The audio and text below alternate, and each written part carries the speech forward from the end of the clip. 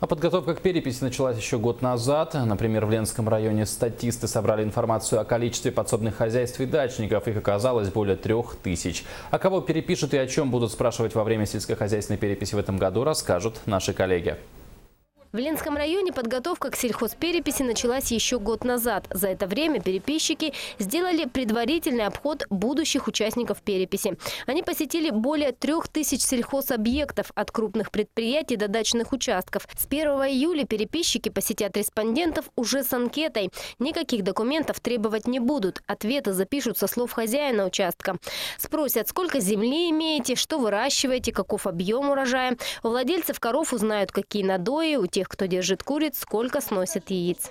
Вот один из листов по личному подсобному хозяйству, вот так вот будет выглядеть, это копия, но вообще он будет желтого цвета.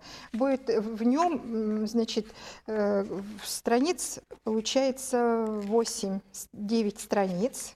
9 страниц. По каждому переписчик придет к респонденту, и будут они вместе заполнять.